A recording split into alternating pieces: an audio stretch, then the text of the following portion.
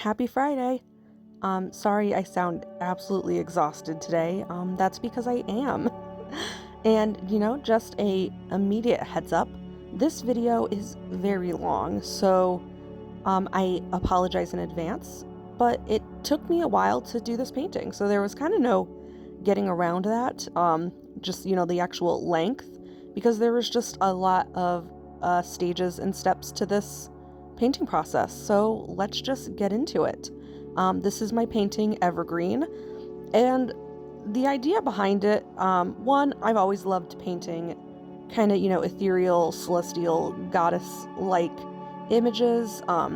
It's just my most comfortable subject matter, and I wanted to do something kind of foresty or like nature inspired because I never paint with the color green.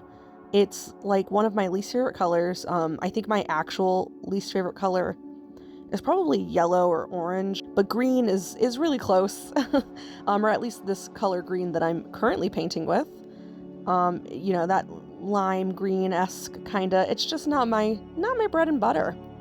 So basically, I really just needed an excuse to actually paint with the color green, and what better way than to do an entire, plant-based painting.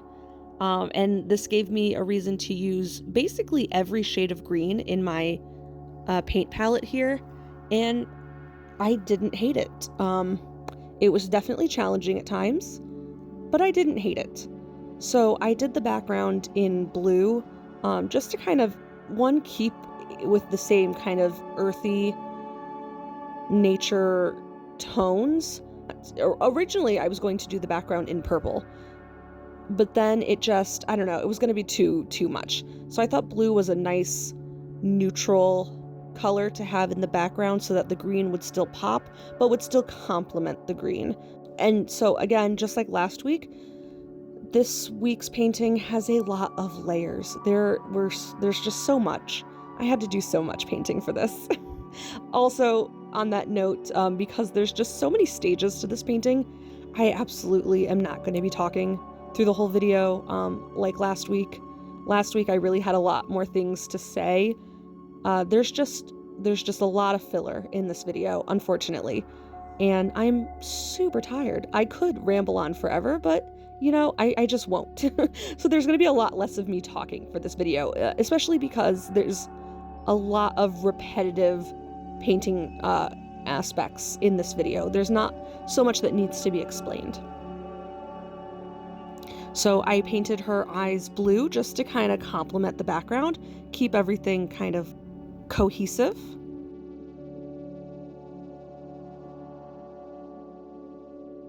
So the challenge with painting something monochromatic, where basically the whole painting is, the same color, but in different tones, is still trying to find a way to make the different shades and hues and tones of green pop, without it looking just completely muddied and flat.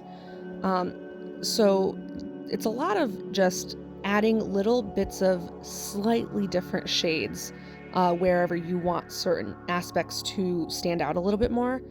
So I did her base coat in this like lime green color, and then I just mixed that original lime green with a little bit of a darker shade of green to do her nose and her blush tones, and just add a little bit around the eyes just to give them a little bit more depth. And then for the lips and the hands, I wanted to stay away from my usual like blush tones, which is normally what would go in these places. So I just did a little bit of a teal mixed in with the green to just give it a little something different. And I wasn't sure how it was going to work, but I actually like the way it looks. And you'll see later on in the video, I end up using that teal tone without mixing it with any of the green. I just used the straight teal as her hair color, and I think it just really worked out well. A lot of this was kind of, I had an idea of what I was doing, but I didn't really plan it out.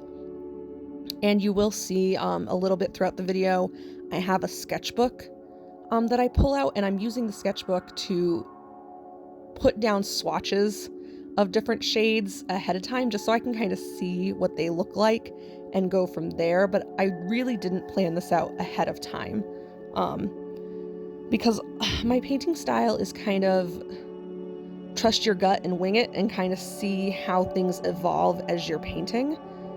Because sometimes things just do something different and you have to just readjust on the fly. So it just kind of works out easier for me that way to just go in already knowing that I can only plan so much ahead of time and just kind of, go with the flow.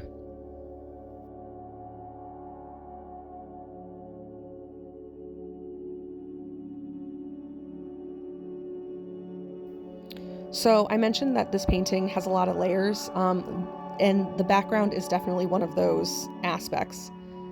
The blue that I put down, and I am using salt to kind of get this texture here, but the original blue that I put down was too light. I wanted something a little bit darker and moodier just to kind of, it makes the greens and the subject matter pop against a darker color. So I really wanted to darken it up. So I had to keep adding onto the background to get the color that I wanted. And I could have gone darker, but honestly, I was so tired.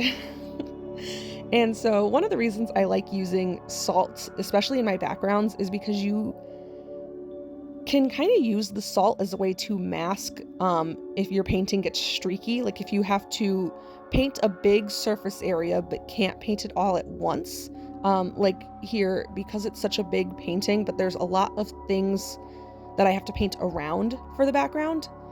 I'm not able to paint it all in one big wash. So I am kind of jumping around a little bit. And a lot of times, especially with blue and reds, you'll see where the paintbrush and the water stopped and started. So I use the salt as kind of a way to make an creative pattern that's abstract. You really can't tell where it starts and where it ends, and that kind of will hide the streakiness. And it also just makes for a really interesting background. It just helps a lot. It's useful and it is aesthetically appealing.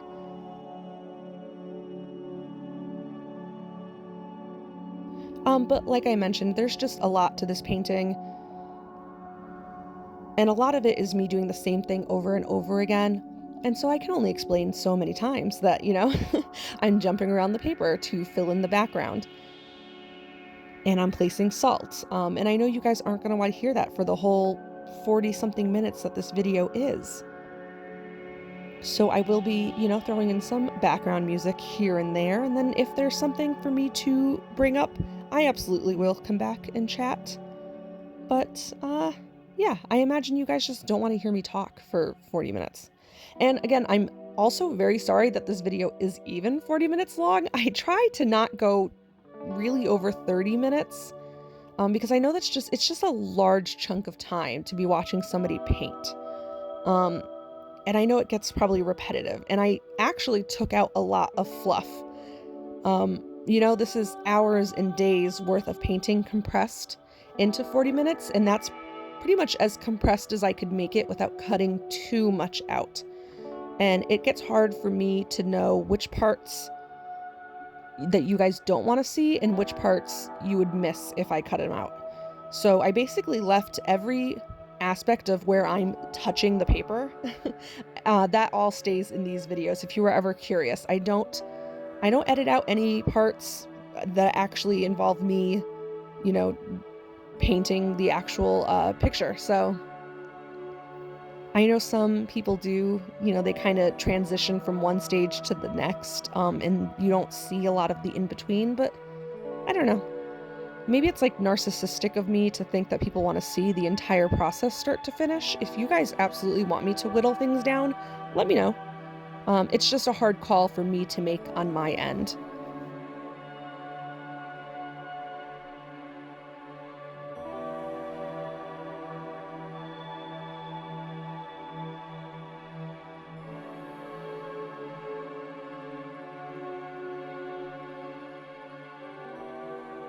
This probably would have been a perfect piece for me to use masking fluid on, and I do own a bottle of masking fluid, but I'm honestly terrified.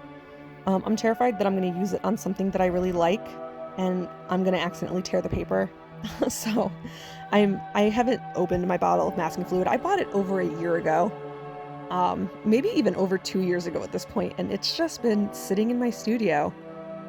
But I feel like that would have saved me a lot of time if I had used masking fluid on this painting. So maybe, you know, at some point in the near future, I will make a YouTube video out of my first attempt with masking fluid. We will see. That's probably highly likely.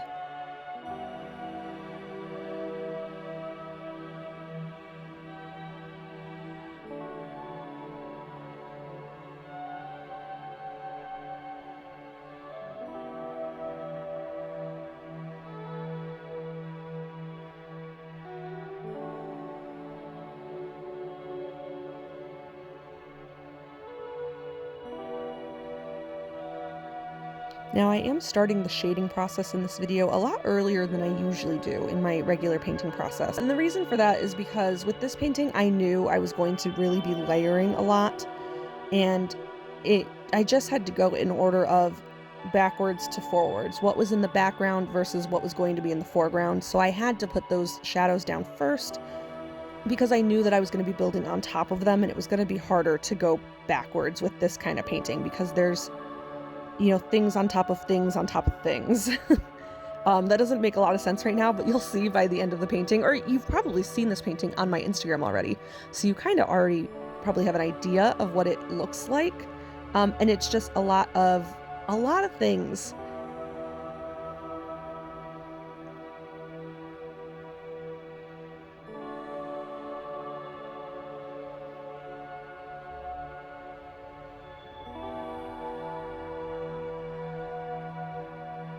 Here's that teal. This, I think, is, if I had to pick a favorite shade of green, it's probably this, because it's very close to blue, and I absolutely love blue. So this is like as green as I'm willing to tolerate. But I don't hate green as much now. After making this painting, I don't hate it as much. I will probably never use it in this large of a capacity ever again. Well, never say never. I don't know. I did like the earthy elements of this. And I can't say for sure if this is like, it's not my version of Mother Nature. That's not really what I was thinking of. You know, it's not Gaia, it's not Mother Earth. It's just nature inspired. There was really no clear inspiration behind it. It's not supposed to be indicative of anything. I just wanted an excuse to paint green. And sometimes that's all you need. Just a little spark of an idea like, hey, I don't use green enough. What can I make that has a lot of green in it? And then you just go from there.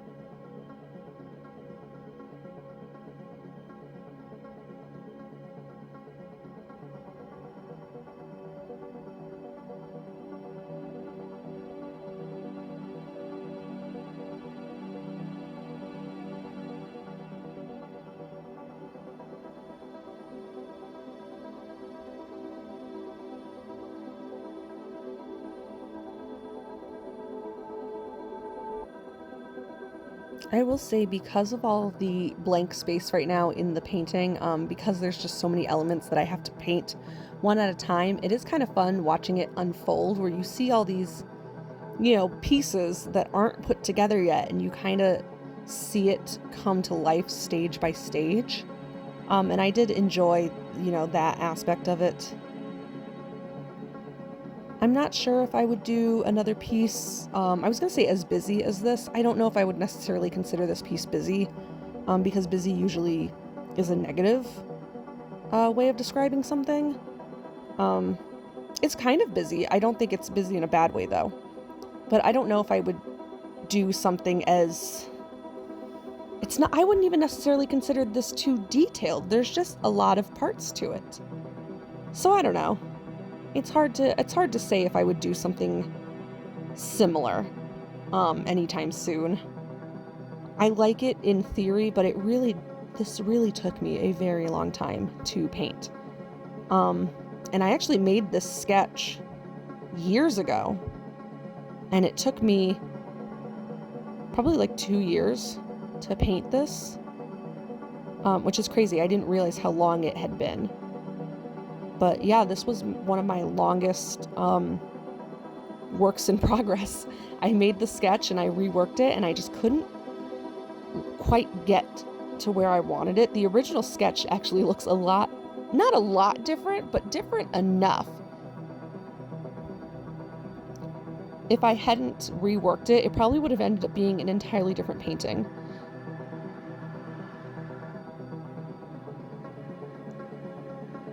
But yeah, one day I just decided, let me, take another stab at this. I didn't want to throw it out because I knew it had potential. I just couldn't get it to where I wanted it to. And then thankfully one day, I just, tweaked it enough and ended up really liking the new direction I was going with it. So, if you ever have a piece that you see the potential in it, but it's just not connecting in that moment, don't give up on it.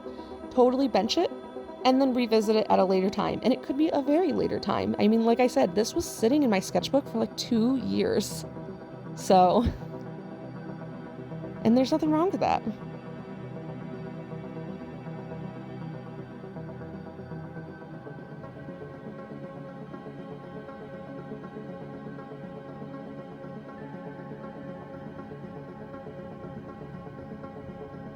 I did use a lot of reference images for the plants in this, and you'll kind of see that in the corner there.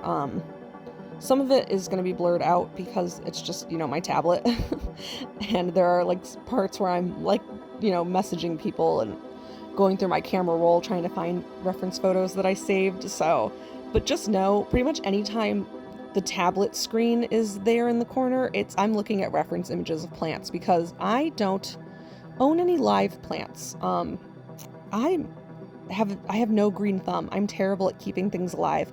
I had 2 orchids in my studio, Alice and Adrisa, and I killed them. They did not thrive, and I don't know. I know orchids are really hard, so I try to not beat myself up over it, but I have just really bad luck with plants. It's just not my thing. I'm definitely better with animals. So, I love nature, but it's just not something that I can keep alive in my house. So I'm very unfamiliar with what plants look like, which is, maybe I should go outside more. I don't know. But I knew I wanted to have a variety of plants in this. And honestly, I could have done more. I'm glad I didn't. I considered adding more plants, but it would have just been so much work. But I knew that I wanted a good variety. I didn't want it to just be a bunch of the same flowers, and I wanted to paint interesting looking plants. And that's literally what I did, was I just did like a Google and a Pinterest search of like plants, and then I just picked out the ones that I thought looked the best and looked complementary to each other. But I had to, and I also wanted them to all be different shades of green. So I had to pick plants that wouldn't all be the same color, even though they're all green. I wanted them to look distinct from each other as well. And, I didn't want to just try to make things up in my brain. So, lots of reference images. And that was really fun. trying to use different shades of green and try to make sure that everything stood out on its own, but also looked good together.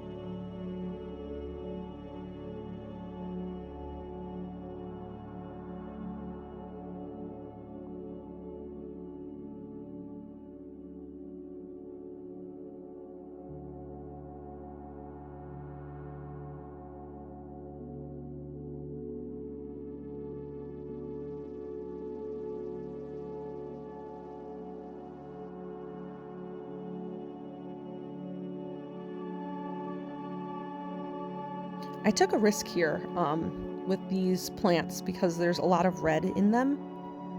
And don't worry, they don't stay this red. That's just the base coat. I'm going to build on top of it later on. But I wasn't sure how well it was going to work. I just really had to trust my gut, and I knew another plant in this painting had some red accents on it, so at least I knew that they could bounce off of each other. And I was really dead set on the ones with the red accents, and you'll see that later on. It's the little succulents up at the top of her head. They're trimmed in the same maroon color. So I knew that at least this would make those not stand out as much in like a stupid way. I should use more eloquent words than stupid, but you know, I thought it would be pointless to have just red in one spot, so I had to balance it out. And then the same with these plants in the center there. The reference image that I used, the plants are not that color, but you know, I wanted everything to have this like balance. So because I had red around her, I did this little bit of purpley maroon in the center as well. This piece was really good in learning like different just ways of like composition and ways to, you know, keep the painting balanced and cohesive. It was a pretty good like learning experience as well. I think it definitely helped me figure out ways to make my other paintings more interesting. I can't say that I've tried it yet because I haven't painted really anything this detailed like since this. This was the last piece that I made really with like a background or anything. So I don't know yet if I've really learned, if I haven't been able to apply what I've learned. So we'll have to just see what this year holds and see if I, make things a little less boring looking.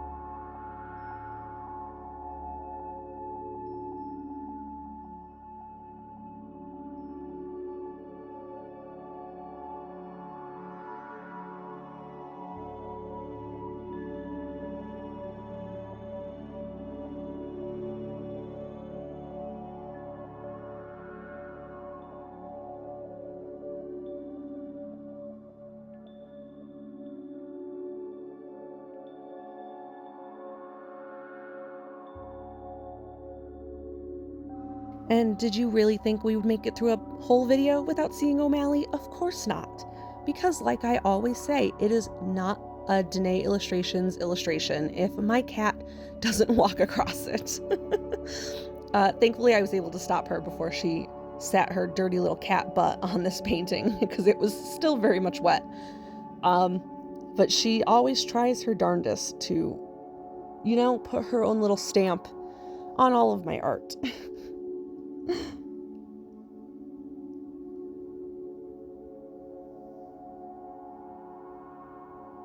Also, I mentioned this last week that this painting has no gold or metallic detailing in it.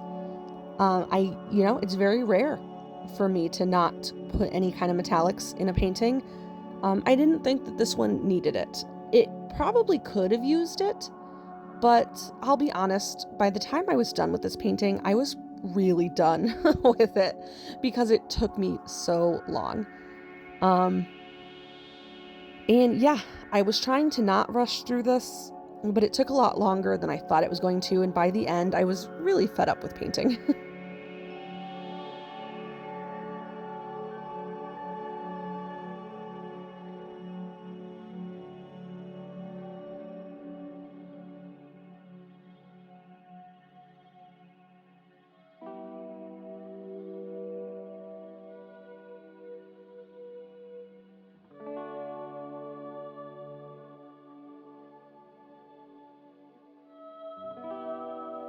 And this is where it really gets fun. I used acrylic paint on this painting. It's the best way to do these heavy layers. Um, in my opinion, for this particular piece, was to just, put actual acrylic paint on top of the watercolor paint. I think it just added that little extra pop that a lot of it needed. And it also gave me the ability to layer on colors to spots that I wouldn't have been able to layer on with watercolor. Watercolor is very translucent. It's not thick, it's water. So it's hard to, you can't put it on top of everything. After a while, it just, it doesn't show up. So adding, colored pencils or acrylic or gouache is just a good way of getting something on top of your watercolor. Yeah, I don't have thoughts. Here's that red detailing on those succulents. And I think without the other red plants, it would have looked stupid. It would have looked weird. And the red plants also aren't going to stay that red. They do get some green added to them as well. And I think it was the right call. Because I was really dead set on having those red accent succulents in this painting. I was not going to give those up.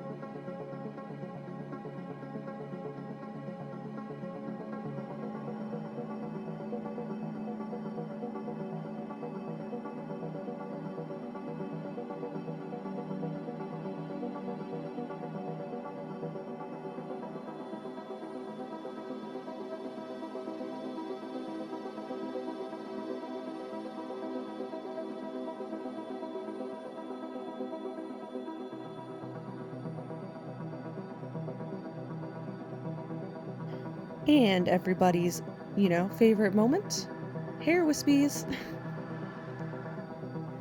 I honestly wanted to do more hair wispies in this piece because her hair is all over the place. I wanted there to be so much hair, like a spider's web, and it wasn't gonna show up. And I kind of just had to do as much as I could, but I feel like that's one of those details in this painting that really just go unnoticed. There's a lot more hair wispies in this than I think people realize. And that's just because of the color. That's the downside to the blue background with the teal hair. You're not gonna see all the little things, but that's okay. I know they're there, and now you guys know they're there. Hair wispies galore. And that's all that matters.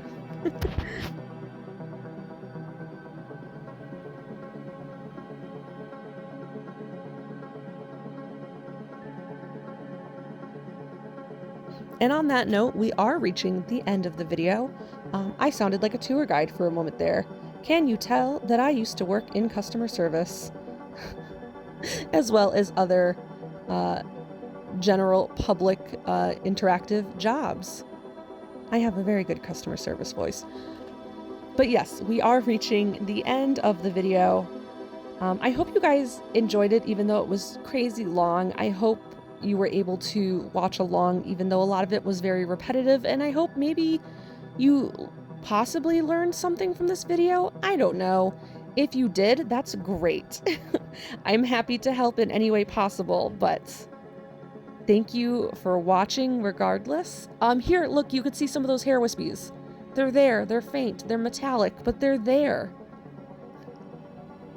I'm so tired. I'm gonna go take the longest nap now. Thank you for watching, and I will see you guys again next week.